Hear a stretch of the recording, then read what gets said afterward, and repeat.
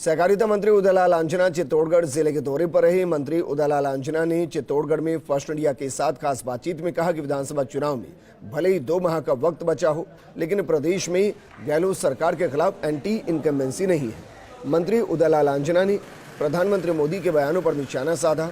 सहकारिता मंत्री उदयलाल आंजना से खास बातचीत की हमारे सहयोगी पीके अग्रवाल। विधानसभा चुनावों की आहट के बीच जिस तरह से मुख्यमंत्री अशोक गहलोत ने विजन 2030 लागू करने की कोशिश की है, निश्चित तौर पर युवा हैं, बेरोजगार हैं, रोजगार वाले हैं, उद्योगपति हैं, सभी से उनका सुझाव जानने का प्रयास किया जा रहा है। हमारे साथ हैं सहकारिता मंत्री उदयलाल आंजना, जानने की कोशिश करेंगे।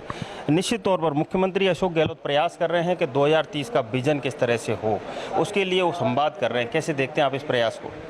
माननीय मुख्यमंत्री महोदय ने इस बार सत्ता संभालते ही जिस गति से काम किया है, यही कारण है कि आज चुनाव में 2 माह रह गए, उसके बाद भी कोई सरकार के खिलाफ वातावरण पूरे राजस्थान में नहीं दिख रहा है।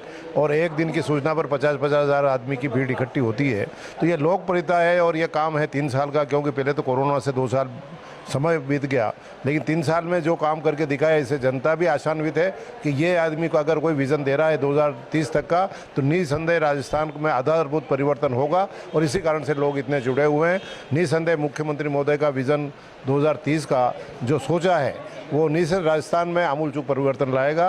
एक नए आयाम विकास के बनेंगे राजस्थान में, ये जनता मानती है और हम भी ये मान के चल रहे हैं। लेकिन जिस तरह से एक तरफ मुख्यमंत्री अशोक गहलोत विजन 2030 लेकर के आ रहे हैं, लोगों से संवाद कर रहे हैं, और दूसरी तरफ प्रधानमंत्री नरेंद्र मोदी पहले चित्तौड़गढ़ में और आज जोधपुर में, इन दौरों के बीच उन्होंने गंभीर आरोप लगाए हैं। जोधपुर में कहा है लाल डायरी से निकलना चाहिए बाहर, चित्तौड़ में कहा उन्होंने कि जिस प्रकार से भ्रष्टाचार हुआ है, पेपर लीक हुआ है, पाताल तक जाएगी जाँच। इन बयानों को कैसे देखते हैं?